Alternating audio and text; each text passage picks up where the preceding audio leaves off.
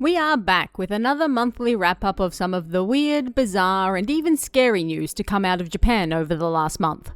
So, what happened over the last month or so? Let's take a look. Number 1. To kick things off this month, on November 28th, a rather interesting exhibit opened in Ginza. It will run for the next month and cost you 2,000 yen to get in during the week, and an extra 300 yen on weekends. But what exactly is it that you can see there? Well, things you shouldn't see.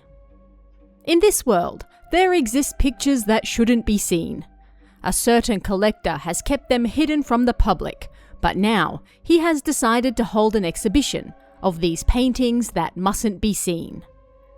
Of course, it comes with the handy little note that this exhibit isn't real, but why let that stop people from having a bit of fun? If you want to see paintings that are forbidden to lay eyes upon, you've still got a few more weeks left if you're in the area. Number 2. We've seen people steal some pretty weird stuff in this series over the years, but I think this month's random thievery definitely has to be up there. On November 15th, around 2:40 PM, a cleaner at the OKB Fureai meeting hall in Gifu City noticed something odd when they were cleaning the toilets. The little rubber fixtures that go under the seat were, well, missing. Upon further investigation, it was discovered that 63 different rubber pieces had been stolen from around 20 different toilets in the men's and general use areas, totaling roughly 60,000 yen worth of dirty, presumably stinky rubber. Why anyone would want to steal a few $100 worth of rubber that has been covered in all sorts of excrement over the years remains a mystery to me, but either way, police are treating it as theft and are currently investigating. Number 3. Bears. Bears everywhere. As you may remember from last month's video, Japan has been seeing near unprecedented numbers of bears out and about this year, likely because of the unseasonably warm weather and gradual reduction of their habitats.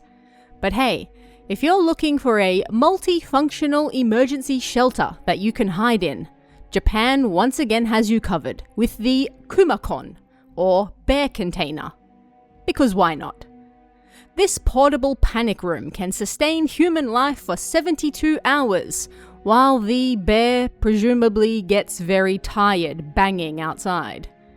It's also resilient to earthquakes, so even if you don't have any bears around, or you get the unlucky double whammy of a bear attacking while the earth rumbles, you can run in and safely ride the disaster out in what they're calling the strongest box in the world. It comes with a simple toilet, solar power, first aid kit, blankets, and 6 liters of water, as well as USB charging ports, lighting, ventilation, an emergency escape, and sensors that will detect bears and let you know they're still outside. I couldn't find a price on these bear containers just yet, but they will start going on sale this month. Number 4. On that note, we all know that if you see something really cool on TV, especially in a cartoon, well, it's your right and duty as a human being to go outside and copy it, right? Why else are we here? Just to suffer? Well, Big Anime doesn't want you to have any fun this month, and when a scene from Tojima Wants to Be a Kamen Rider featured the main character laying the smackdown on a bear, an interesting warning appeared on screen. This story is fiction. If you encounter a bear, you absolutely must not fight it for your own safety. Well, damn. There goes my totally cool plan of running into the mountains to punch a bear in the face. While most viewers found the strange warning amusing, many understood why the channel did it, as bear attacks and sightings really have been numerous this year. So, if you do find yourself with the sudden urge to go out and wrestle a bear, well, please don't.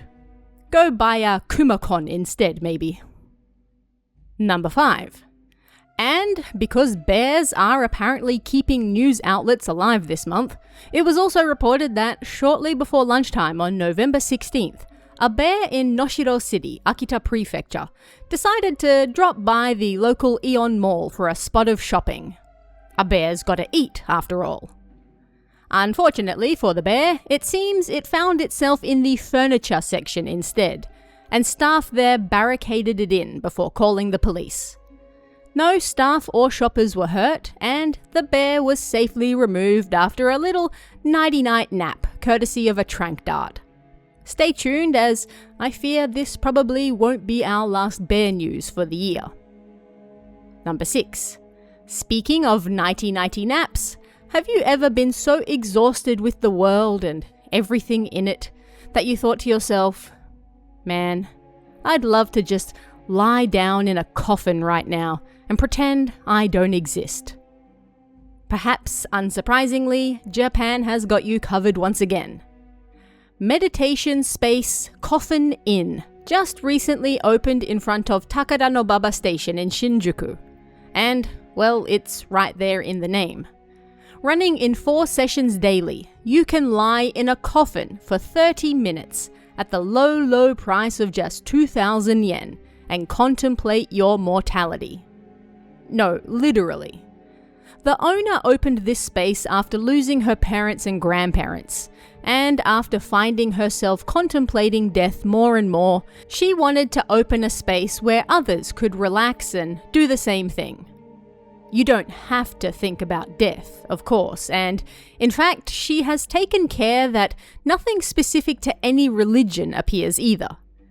But if you want 30 minutes of uninterrupted thinking time, feel free to jump in a coffin, window open or closed, and just take your time to relax and reflect.